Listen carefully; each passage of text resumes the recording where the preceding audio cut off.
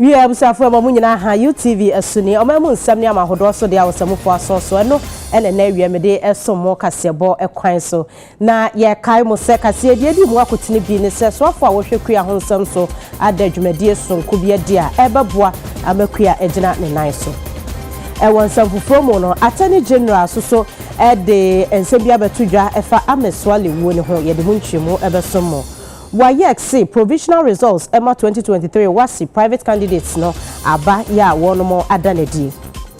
Sa so na adehye ya wonomo apesika se wonomo nsuo ho nsam enkoyie kra nto mo sempanyefo ese wo mekọ womwa. Ensam afoforo nkaye bi eka wenum ho ene na awie mo sofo amma sapon kuma jesimede esomo mekai mo sembiti eye cute cat parlor ena aye ede amame ubetumi akohomo wa beka junction adjacent Ecobank na so akoye otina ho ayefe sa so ena Think Africa womo ene pamatade emame free Think Africa ewo 0246 436563 eso ewo lomnava na bebia wo bia opam ma ne mema ne nyina obepam ama na wa ho fe no awiemu edi enti afia papa bi number na mede atodwa no frɛ na obeye wo de ama yentinsi ensam ne mutew Attorney General Yewura Justice Godfred yebo a odame e de atodwa se ameswale wuo no free bride si yebesi ne ye hye da emfa docket bia meto nanim e wo sasem no e Speaker, it is worthy to know that it's a matter being investigated by the Criminal Investigations Department of Ghana Police Service. No docket fit for prosecution or action has been built and presented to my office as I stand before you since the deceased died. It is therefore correct to say that the Attorney General is not seized for the matter. However, on being appointed Attorney General and Minister for Justice, the former Inspector General of Police, Mr. Opomboeni, paid a courtesy call on me on 29th March 2021. Being concerned about the failure to resolve this as well as other homicide cases, I inquired on the state of investigations into the matter. I demanded a report on the status of investigations, and the Director General of CID obliged my request and presented a docket giving an account of work so far done on the Ameswale murder case. The information showed that the deceased Ameswale was an undercover investigative journalist who worked with Tiger IPI. He was key in investigations that exposed malfeasance in some state institutions, and on 16 January 2019, two unknown persons on a motorbike with a covered license plate shot and killed the deceased in his vehicle at Medina while he was on his way back from a family meeting. The investigations by the police commenced immediately. Two empty shells of 9 by 199 millimeters were found on the ground, while 3 other empty shells and 3 spent pellets of 9 by 199 millimeters ammunition were also found in the car. An iPhone 7 Plus mobile phone and Huawei smartphone belonging to the deceased were also found and retrieved. The Speaker, on 17 January 2019, an autopsy was performed on the body of the deceased by Dr. Osei Owusu-Efriye, a pathologist at the police hospital, after the body was identified by a paternal uncle of the deceased. The Speaker, pursuant to further request for information on the state of investigations, a second information docket was received by my office in May 2023. The docket indicated that investigations into the case are still ongoing and that the identity of the perpetrators of the deceased was still outstanding. No identifiable suspects have thus been found. The Attorney General, in a letter dated July 2023, advised the police to intensify their efforts to identify and arrest the perpetrators and to inform us as soon as this is done.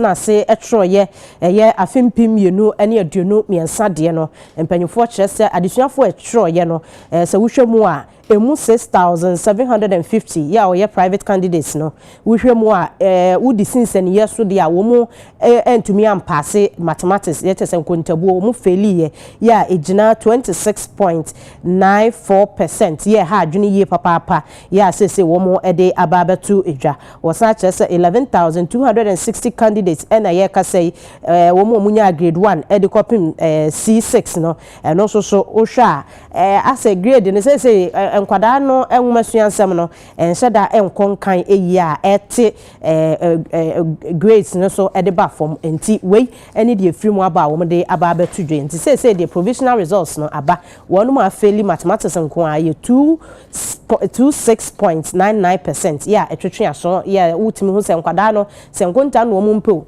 se so enti ase ye wo mu eno mu nya ne yi a empanyefo ebehwe na watu ho anamo ye ko ensam fufuro ma na so afo a wo hwe kuayo ho nsam so Dr. Brian Champon enso so akoda dwumade bia dia wo se wo de beboa amma kua ho nsam ewo mamu atumi akọ enkan ene me aye kua no so mpuntuo aba wasetenam Ghana ha sene obeti afram plains ye food basket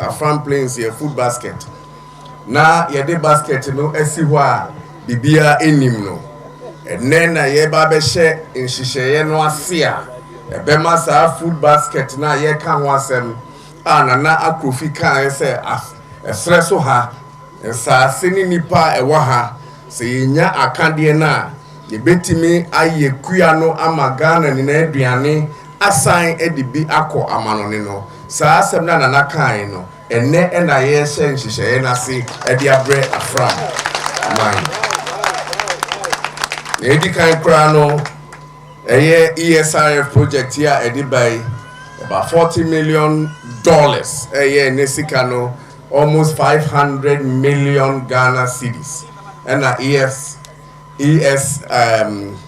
RF deploy across the country stressful from Plains South nana COVID by any home amania edibre Ghana for 2020 hokono and buying inya eniswade hunu so obeye ESRF project na adwia na etechire ni se yebeboa ama yasetenemu ayemre ebeboa ama sika aba yebotum ebeboa ama apomudin ejina ebeboa ama womu a sebe climate issues intino womu no ba ye essay omuhu da omu bedua na da omapam na da omotwa no ebeboa ama saa niema we nyina no eno abrase na ede ahoto aba me kan saa no na me da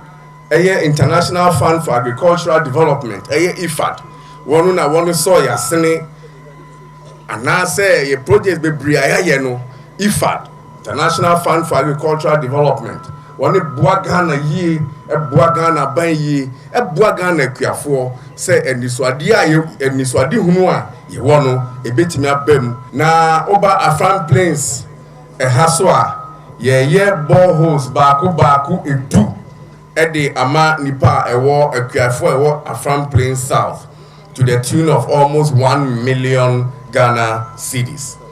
Oko Northeast Nanton Atebubu ena Gonja also yeyi boreholes 10.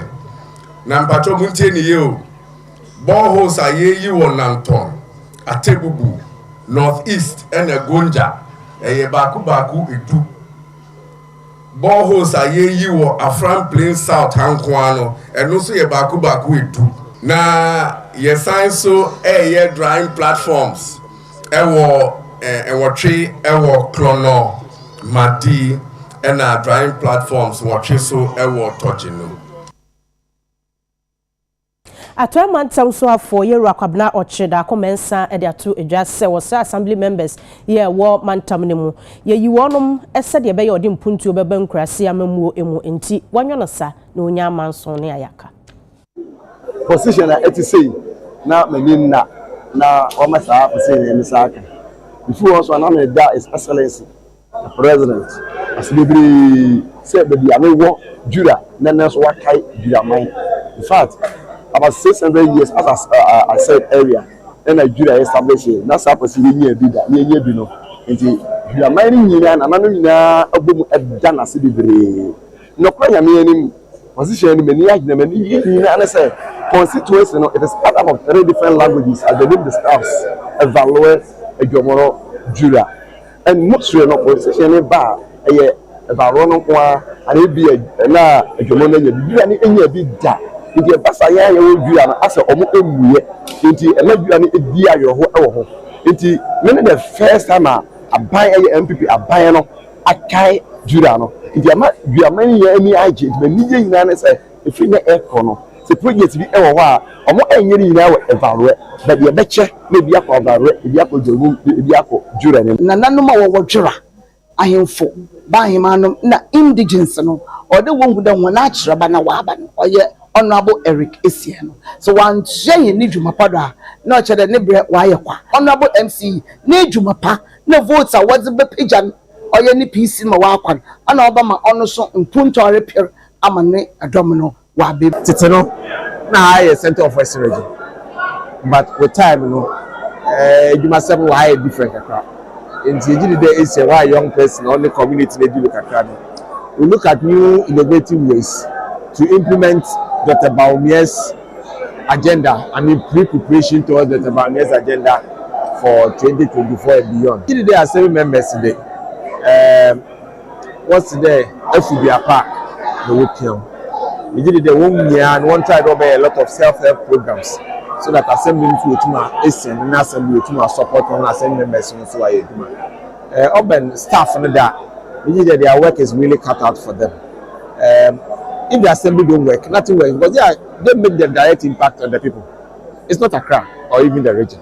Until the assembly staff, they have a responsibility to deliver the service. So deliver quality service. No more ban anymore than Obenyam. Yeboshini akọ yenua bema sani Adib anaso abeto dwa se wudie bi akoso na yekọ na yakotie bia yekura esie ene de nam so a ebaye Adib mahai yenia beme na ede na esi ewo biaye awo ewo apuemantem me patro bisa na mantie na no na yebeti se enkwada ya wono ye de omo akogu school se wonsua de no wo mo age obi enkwa e de afiri ne nsam basa yesi school no wo krampo ni ho na nkwada ekọ school obi bisa sase kampo mu nya de wo hen ya wo mo de ko twetwa nipa wo hwe sa ne me ya eyi ne ti na nse wo schools ahodo no ma wo hwe bambonsam ewo ye schools no ye secondary schools no ye sintobia bem ye obibi asase ye na ye ne sei na atumi ayeye surely same way enye the kind. In fact, in the past there are recorded cases be not too long ago ewo Kumasi clashes be then many other parts of the country and to say secondary schools no be omuti to say kindergarten mani pabonifobi because in essence usha students we be ebimu omuye adults omuye omunye nkwada ebimu su omuye nkwada but that notwithstanding a very important say ye instituting measures are able ensure strict discipline in our schools, because parents be omuma school to shape them to be better citizens in future. Unfortunately, schools are rather damaging the children more because of association with downphobia and cult groups. Because the thing is, believe it or not, schools after cult groups is very pronounced in our campus. And I think largely the equals way the fact that they are treating Nkwadano to say Nkwada with kid gloves. Rather than say yen treat or according to the law. Because the thing is Obi bu obia and Obi assaulti obia under the law a criminal and I'm a chantro. But on campus Yes, sir. They treat it as a campus affair, misdemeanor. But we crowd want to meet PF campus, ni Kuroma for na kokun ya. Omo obi afa mahwe ne nkwan So that is the problem. So school no mpanyimfo nim. But the thing is, school panyimfo no, there seems to be a gap kesiye between school and panyimfo any nkwadano. Okay. Because mostly omu nkwadano as nkwadano, so they don't involve them in decision making process, you know. Okay. Besides, sometimes we be ube to me anya information through intelligence because only omu no omu ti onum. So if you relate with them well, you are able to know before ABC. You are able to gather crucial intelligence. You are able to understand how any thing. Unfortunately, your gap is making school authorities lose touch of their economy. So mostly, then until something happens before they realize that, not knowing all along, they are almost planning here because of that gap. No, so involve school and Kwadano in decision making process. No, make part of the stakeholder, entity of South school. No, so at least be much more responsible in decision. Unfortunately, and to say at this point in time. And I say, mem says a piece kasi bomo anieti and also school back where you say akwada back wa yes or yare teacher and he say senior house master say any mongo pep yellow namo fanko who ya answer akwadano one who say we're free mo and see and then kamia koye say would obey course obenyantete ye panwa befia be penimpa now so kodu school ha na akwadane rascal bi. Okay, so unim in the past, Juni say, Southside schools no to me produce rascals. When him say private schools, very expensive schools, they almost sikapa or schools are almost to say sir. Unim say, to me organizing groups, groups sika form or groups they engage in drugs. We are femno. Ebimu omu to me parties, nude parties, sex parties, any idea at that age. Because society has to recently, let me what tamale. Me call town. And yet time before ube jobs, idea ube fasiye because it is a criminal offense. Rafe, unkodani na omu jobs. And a bit be problem no FFO. And yes, to buy out see our school even from fear. Before I will force from there, that's the problem because I feel no we GHS. One day appear or Buffy with brand new Toyota Camry and our Benz and our Range Rover. Unim say because of the lack of principles in tea, I will for be omum bisa, and then a juma na ejuma bia every himfa. Rather, mamino or betina muko wedding. Flex manu, then okohonuma me last born no catcher no nikano no, and then a juma na catcher yet. Okay, so when uko ezongos, man and for baby or debia or muti masalachi or mu preachy and meanwhile or munim say or muma or mu yesa gaming adino afe a draw asemumpo and your computer but obia kashi. Okay, so we and your teachers unkwa ejumo. Exactly. Even police for almost a rule. Because akoda ye boni bi na inconsistent with the laws. I expect to say police will pick it up and deal with it. After we are no upe me sure say upe easy we are for campuses no. Adentia. So as I said, we are losing grip of our education. We are focusing on the school curriculum, math, science, but we are losing touch with the social issues, emerging issues, social media, assistant normal be and we a promoting indiscipline, a promoting criminality ɛwɔ yɛ campuses unfortunately minia Sani Adibi abeda wase papa asemi asefem oye security analyst ne no etwetwe enkomo no nsem ahodo anansen ebeba wo ye schools ahodo school ni akwada ya de na ko school a wo mutimi kodwudwa wo bi ekunu de asem no asefem abata mu wo bi nwumasua so ye mu wo bi etichafo ni omamu ni nyina ye de na ye se yemfa akobofo ni akronfo ni awidifo ni akrabrifo emedi omayi so daache a enne ye nananom eni hoyi yetoa ensem no so emrahye bedwani ogina mu emma adehia wonom wo nsawam adoaji onimonyamfo Frank Anodompre ede ato edwase wo assembly members wo ho mu nyina nka mo homom enye adwuma ne mpuntu omra na omunyai watimi wakame. Let's work together. There is a job to be done. There is work to be done. Let's close ranks. Let's forget differences. I believe if we do, we can make a meaningful difference in the scheme of things. We have one municipality, we have one people, we have one destiny. It's to serve and to change the fortunes of our people. We can do it if we work together.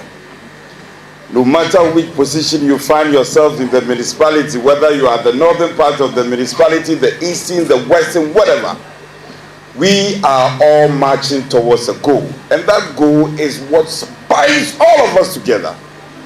And that goal is for us to leave a legacy. The future generations will come and talk many, many years when we are dead and gone. And then they will say that once upon a time in the history of this municipality, there was a crop of assembly members who led this municipality with a difference. And some for me no the kind of person I am here. Me nipa me yimu me whether NDC or MPP and it's a 100%. Oba assembly ha ya NDC 12. And so omu nyina ka mo bo meto aba e de mame a one o mayimi. Nti omu ogide omu a me obi a me yimu de. Me say science na me de beba assembly ha any party phone na ye be kan ho bo me aye adwuma na de yanim. Wo se mo mama ni bre na mo sori gina se mo betutu mo niam nyina kama se be ya emansini aduasa miense wo eye apoye mantem no se ye pe wo mo a o mo di o mo ho o mo a o ma hihye o mo niam o mo matutu o mo niam yi a ye nsan nsam aduagire mo pato masam na mo kan mo tie ni ye ma me de esan se mo da ekwan ho na obi oda kwan ho bia no oyo man ani. Ramadan conference ne fe to so aduasa ekoso ewo Techima Bono East Mantam mu yenkohwe se de dwumade no pompon sote Simona you so a few they see peace before, during and after. The 2024 general election is essential for human and national development.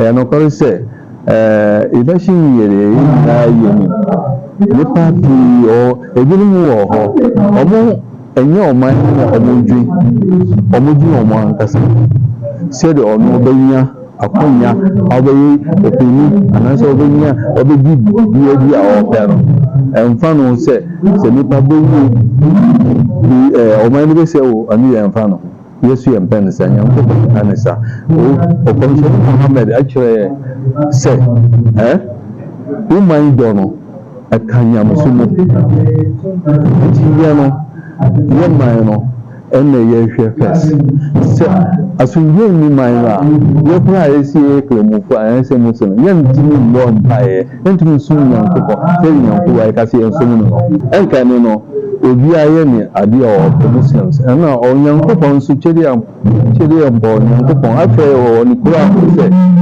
ma yentiti yanzu yentem yenye baako se wakasi yenka yenye baako and na best one de anase best start ajuwa and no officials start abase be ire no we just double number and ocean snow dabe enya ntina chief boss dabe o ma yenka mbu yenye baako se de yanko try only human casino Quran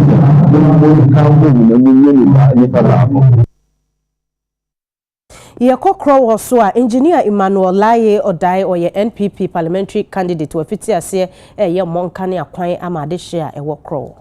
O share baby to say leisure road is eba so very soon. The contractor bi akasa oba be ye ho adwuma. Sisi ano kwan yi no very difficult to get. Nti so one ko lobby yi na so ni nkrofo an ko kan yi a we about area. So the reason why I have fought severely for this particular road, just 260 meters.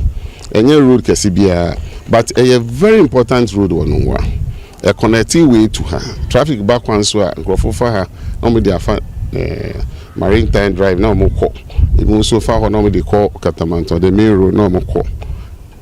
Sometimes be fakrum be faha then na makrum the main road no I a bit relief, so it is very important say roadway no ye me aye ni say be ye eno ntina mama oni me ba ye no so no say go te say wo ha ni nyina no aye choked na aye weak nti me ma ye yi ni nyina aye san ye no foforo na within 1 month no me say roadway no obi abeba be ho say abeye road obi abetumi afaso for Nungwa development. It is not more of political na bibisa. It is more of the development of Nungwa. Saha enye bia ne ka nyommo na ehin kwala ne Nungwa bola fe bia ba sho bia ginagbe ne ba sho wo na hejole wo le kan ne engineer be ba fe ne ka gbe ne hawo no one da engineer shi fe lo de je gota gbe ko ne kome un ye ma mi agbo le won ka yo wa nyunwa ka mo mi ne fe hawo ne Nungwa abanunwa engineer to 1 month mi ne nwa ka be ba sa agbe wo la ke be na ba yo na ja na kan shas ma je na ke kemi mama fe gbe ma hanye no wo ngme nye na ne akla dex kan bi ye bi ne engineer je mo ne ba fe gbe hawo ka gbe ne nyunwo ne ye bi ye no what toilet fe ba sure wo here no o ba titi toilet ko titi toilet tan keke bo no ko shika keke o ka pay boy se ni achi o boy da sure keke amete amachi boy la metro me how mo ben me ne sha ben wo fe ye no wa ni ne ka gbe ne na afọ woda no wo chuchu je gbe ne je de ke kra yo he ni mene engineer nwo dromo na engineer ko he wo gbe ne mi na sa gbe ne awon engineer o yura don nwa job wa de nche e chake won gbe me design jiwo no wa fata no wa na mete me ba si mene wa na ka si o yure mo no yura ko ba sa gbe me no sa gbe han wo onukpo ba wo gbe ne wo bia ka wo bia afi ha wa fo woda mo fe mo ni baba efo woda wo bole akan me engineer ba fe gbe ne ha wo ni ka nyongo ne toilet ni wo lo ye bia ne ka je bia ka gbe store sa yin agbe na pa bola na ti awo mi wo da Yehowa nyongo chi obi wo honu man so to a ina ko bola na onya ko bola so ye omisa ne ho se bola na okọ no ehefa na ekọ na be gugu tanim na sense ha no ye asienti e ba be gu ha no na choki a na de ohawo na ebre. Ghana Enterprise Agency ye kase de wonu manyamwa de free Japan abansam ye be mu dwumade akonkan. Japan mana na musini wo ma Ghana mu Hisanobu Mochizuki ne kasa ye mu no na wo chim say Japan mana ni sodi hunu so bebo na Ghana dwumadi ahodo no atumi afa na ntoma pedie fra ne titiri wani abefu kwan ye fa so a eyekua enwuma nkuma enwuma kese ne nwuma dantamu susu no omunyina no betumi afa na ntoma pedie fra ne saye sunti na mpenfo tu sana moyi. We have been implementing this project in cooperation with Ministry of Trade and Industry, UNIDO, and implementation by Ghana Enterprise Agency, and these vehicles will be used for that purpose to introduce the philosophy of Kaizen, not only in the field of MSEs and industrial development, but also contribution to the field of education, health, agriculture, and capacity, human resource development. We are hoping we improve this philosophy of Kaizen will be expanded in various fields because Ghana is a country with great potentialities, and also at the same time, Ghana has a lot of challenges. Japan is committed to support improvement and peace, not only peace and stability in Ghana, but also all the development and improvement of livelihood in Ghana. In that respect, many of the agencies, stakeholders can be beneficiaries of our assistance. When you consider for the Ghana Enterprise Agency, no, Ura Yuri Yankee, aye, Ekasai. Omampenyi na nado danko ekufado debi okasa industrialization here. That's industrialization beboa ma yenwa yakọ yenimam. And the Kaiser nso get Japanese for concepts bia omu use de boy adwuma no nyina ehu behia ebeba mfaso ama yetumi asesa kro no makro no akonenim.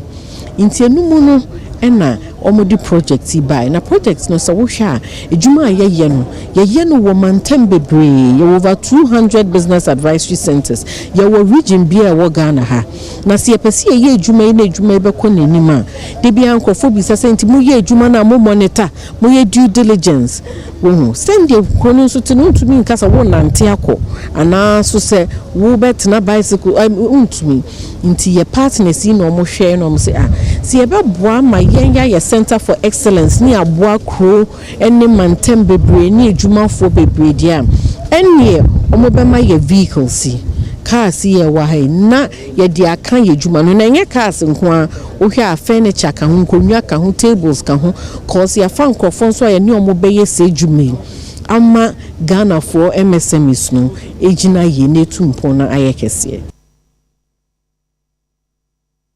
ya ko ye nuabema William going to ho or Mrashebedwafia beto dwa se ECG for akotwa Mrashebedwafo ho ahia adani a wonom edeka Willie Mahai ama mejoso na kai wo mwa me ntua mfiri ho Hello Willie boy ensem ni mu ECG for se Mrashebedwamu de na SCNT a wo ma beto ahye ho so ama samre de oda ni wani eba hanom a ye hu yentimi ensinedua ana entimi ensine people. Okay. ECG4 hana mo baye no omo ebaye so metwalite mu ana so mesisi na mabi wa hanom na ama de omo ni say anobe miankasa meba Mrashebedwamu no be share ECG adwumayefo be 10 and over ana be share omo a be so be Mrashebedwamu no bi no omo na ewremu na it did occur to me say tanti and omo ba na to binti and omo ba hanom na make say normal maintenance omo eye no eni ntina ECG4 eba Mrashebedwamu ha no ende na ye dia sutu fomu no na yesi e kire se Mrashebedwamu oba ha no mo omo e de ka papa amount to maybe 23 million Ghana cedis 23 million Ghana cedis eno ene car parliament e de electoral ECG na eno ne yebuse mu se eno ntina ECG4 anope omo ba ye Mrashebedwamu ha no mo ana se nya runtia dia ye dia sutu fomu ate NSA a transformer I wa hanu mo a civil parliament no em se ehun etoche makakra ye tama Mrashebedwamu mo races we ye Christmas time no na se promotion no mu 60 na mu entimi anye eno hunti eno mo ba no pa wi so ma be ye hu edwuma na isi ben fanga so mo ba ne de ye no mo e kasa obi eni ho mi bi na no e ka enti pote mo hanu mo e de kire yen na ye dia sutu fomu eti ne se transformer I wa parliament no my civil parliament no ehun etoche ma na no enti no mo ha no mo ATC afoba ko so ejire se eka parliament de no eno nti na ECG4 e wo Mrashebedwamu ha no mo a Mrashebedwamu anhwe ansate za aka no ama ECG4 a eno na anhwe benam so na omo light omo de djuma o Mrashebedwamu ha ma anhwe o me disconnect na me fa me no ka say clear bibia enchese mu a disconnect light bia wo Mrashebedwamu ha no mo a me no ka say clear light bia Mrashebedwamu de ye djuma from the chamber to the reception to the doctors and the officers are hold on light the place so omo and disconnect light bia inti ye se transformer na ye na de se ahun atoche ma no don't na ECG ben for eba hanom no eno nti ana omo ba ye ana se eka aye se parliament e ye ECG 23 million Ghana cedis no eno enti no omo ba ye ana afi na edi asu edi pom na ye hwese light bi be ko off e parliament hanom ana se light bi be ko so ejina so na etime mu de nti ECG for edimba parliament and anope Willie, Yes, I know. Yes, I'm not sure you are for no. Almost sorry, yeah. We will say almost suspended, almost sitting for a neno. And also so in Chimubena, Omodiama. Mina ba onya ne tie sa ene tie mbrahye bedwafo ye be hia no pa no na se dwumedi na etimi ekoso na second deputy speaker honorable Andrew Esiama ebetrans be 10-15 minutes ko be 30 minutes no na o suspend the sitting na the entire parliament suspend the sitting there kirmo no enya mba ekote me pra me lo ka se die ya suspend the sitting na ye twen so mesan reconvene we chamber hono mo na dia so mo de shisha so and oh mbrahye bedwam no omo etimi ade shisha so ndama sa wote ya sa na tie mbrahye bedwafo o suspension se sia me do ka se the entire omo sorry ye die benefo ankyeremu ankyerenti ya twen so mesan so reconvene na etimi hyimu we chamber hono mo yo na say o mama musu na emom wo mu wo mrahye bedwamu potamu ho aya enye se wo mu ekofie ama suspension different from adjournment. Adjournment is the entire paye and then ye wie into be able to me akofie. Suspension yes sorry kakra na ya san apa. Okay. Aha, this one sorry so ma san apa. Na jumedi o hono mo no. Omo de abe hye so. Willie ya da se papa no amane bo ewie ye nua be ma William going to amane bo eno no na eba beto dwa se na no fiada Delta Airlines Boeing 767 wo tu na wode nani akyeremu ewo New York wo mu kodru Portugal akwan mu ho ba bi na chete mputuprum na wo se wiem hye no wo si fom anya sa asem ebesi eno na transport minister Yeru Akwaku Ofowiesiama abecheche mu se wiem hye no oxygen ene sa yenti a enam so ma sa bai. The question I have for the minister is that he will recollect that this is not the first time Delta Airline have had these challenges. In last June, they had to make a U-turn after leaving New York to Accra to go back to New York, and for that matter, they had to even cancel the flight from Accra to New York for that particular day. There is persistence that Delta services are terrible, and they are taking undue advantage of their monopoly of flying Accra to New York City as the only airline. What is the minister doing to break this monopoly? So when there's competition between other airlines and Delta from Accra to New York, that will push them, because then demand and supply will force them to improve their services. What is the minister doing to get this monopoly broken? Thank you, Mr. Speaker. Mr. Speaker, we are having a lot of challenges indeed with Delta about the kind of aircraft and the service that they render. We have indeed received a lot of complaints from people who board these airlines about the kind of treatment that Delta has been given. It is part of the discussion that we are having with them. Mr. Speaker, in addition to that, other airlines have applied to us through the Fifth Freedom to use the New York-Accra route. And I do not want to mention, we are having discussion with two airlines. We have signed the Fifth Freedom with them. We are in negotiation with them to make sure that there's competition on the Accra-New York route, competition on Accra-Washington route, competition on Accra-London route. So, honorable member, indeed, not in short distance of time, other airlines will be trying the Accra-New York, the Accra-Washington, and the Accra-London route. Thank you very much, Mr. Speaker. And so why Yeru Akwaku Ofowiesiama ye transport minister Sandy to just say Ghana Civil Aviation wo any Ministry of Defense wo mako ho asase bi wo Sambrugu ye wo Bogatanga wo hwe so obesi airport for so e wo ho. Thank you very much, Mr. Speaker. Mr. Speaker, it is a government policy to construct an airport or airstrip in each region across the country. There is an airstrip in Paga, that is Mavrongo, that has recently been inspected by Ghana Civil Aviation Authority. And the report is that the airstrip is in good condition. But Mr. Speaker, there's a problem with that. The airstrip is situated in such a way that flight taking off from the airstrip has to enter the space of Burkina Faso, which has security implications. Therefore, Ghana Civil Aviation or Ghana Airport Company and the Ministry of Defense conducted assessment on the viability of a new airport in the region and has identified a suitable site in Sabrungu in Bogatanga. Mr. Speaker, in line with this, the ministry has been collaborating with the regional administration and other key stakeholders on the next step. Ghana Airport Company Limited is currently undertaking various technical assessment on the new site to make sure that we start the construction. So, Mr. Speaker, that's the situation now.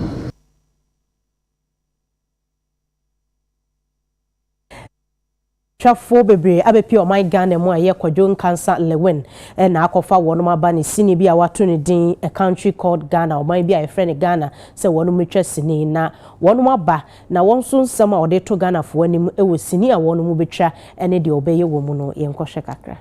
Ghana sini twani otisi ni twam na otisi ni twase na wotwa sini kwadwo cancer lewen ne Ghana abofra opanyini obi bia enim no eni sini dodo na so na wetwa edi abo ma Ghana dwaso ebi na opanyini aye ne se oba betwa sini foforo kra edi aba dwaso edi eda so eni a country called Ghana na se sini woni wona wodi akwotene sini twam o man Nigeria mu ene wode won ba be fra Ghana sini twafo ama se sini wotim betwa na chese ebe chen kurui ebeji yensa na Nigeria sini twafo bi abepiem o man Ghana mu na a country called Ghana sini akodwon cancer lewen ba betwa no wodo ho ba be hyemu bi ene Ramsey Noah Victor Osuogu Dodo na friend na Willow Sharp Charles Awurom ene Nigeria fo abepiem o magane mu oba beka won fefo atwa sini wo Ghana ho na sini watumi atwa na Nigeria fo abepiem o magane mu yi kwadwon cancer lewen edon wa bepiem mu e wo despite media fikesie mu a oba be chia mpenifo na dwumade kese don na ni so oba ye ho adwuma yi o dan na di bo ho komo e de ekire mpenifo kwadwon cancer lewen gina no fefo na mu a okasa ye afana desin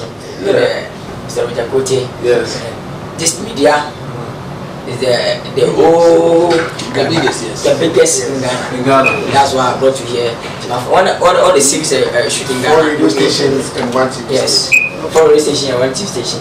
Okay. Any movie I shoot, my father I bring him to show in the video for me. That's why I bring to him. The buffet is too hot. Penino went to 2 years for despite media. Dr. Father Dixon, and someone a quaba, and in some say a piece. You're welcome.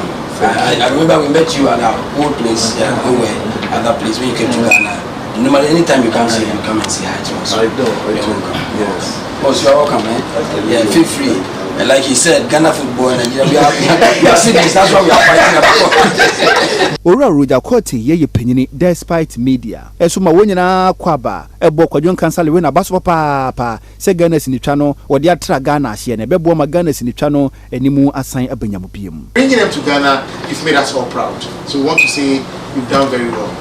And they are accepting to also partner with whatever you are doing. So we believe, we started Ghana-Nigeria collaboration way back, in terms of the acting we've done that. Other film houses have done it. And you are also championing it too. So it's all good. Ghana, we should start Ghana have a name, maybe back to back, sir. This time I said, the same. Now, your bomber, you might say, pay your kind. Say, first, no collaboration, hold too much. I feel this short time, no. Want to be anchored beam at Takoda. Yamaj form. Then I need simple about Ghana. And Timmy was say, it almost started now or Donna has here. Now, most 21 form. Next time, a former be easy to come. Because a Ghana movie, no, or say Peja, say, and Kumasi, a one production, a Ghana movie, and you can a Ghana movie, a scene a bois, the Peja Costo. They have got the person Ghana for some Musum, Namu Pussy. Now, Mamma Champion Cabo Nibiansa, Ghana for and support movie, now in Fan Papontechi, now Intimico, a country called Ghana, that are scientific gabbing and a directing. Mr. Marcus, this is a historical comedy movie we are going to do. And that's why you see Ramsey come to play some of the serious, scenes. Lewen, Awilo Sharp, Charles Aram, they are going to handle the comic aspect of it. So this is more of history and comedy. So when we combine it, it becomes a historical comedy. Ramsey Noah, Victor Osuogu, and in Nigeria for BBPM or Maganemu, a been so despite media. I felt really good because it's been so long. I remember it's almost like I'm trying to see if I can remember or recall the time I was last in Ghana. But for filming, it's a long time ago. So, and I'm saying maybe about 4 or 5 years ago. So when he called me and said, I had to drop a couple of things I was doing just to make sure I made it happen. Right from the very time I was called upon, to take part in this work, I was filled with joy. I was filled with, but there's always a passion to meet your colleagues outside your own country. That's exactly what is happening here. That I came in and that I'm about to meet some other colleagues in Ghana, which I've not met before. This is my first time of shooting in Ghana. I've been to Ghana on several locations for different things, but this is the first time I am making a movie here in Ghana, and it's of course on a different mood. A country called Ghana. I just look at what somebody has done for me. If not, I will not be here. Because I have not seen nothing. I will not be here. But because of him, there's nothing that can stop me from coming. And you will see, I'll give you my best. And my best will be good enough. Thank you. That is the basic. Thank you. Let's go. Thank you. Kojo Cancer Lewen oya de pa Ghana for yenta nechi na dwumadi entumi enkoso na sini adwuma ni nyina na aso biem ya homeso na yaton krayo ba bongo di farade agude hu nsema wabo ano ebeto aso amai.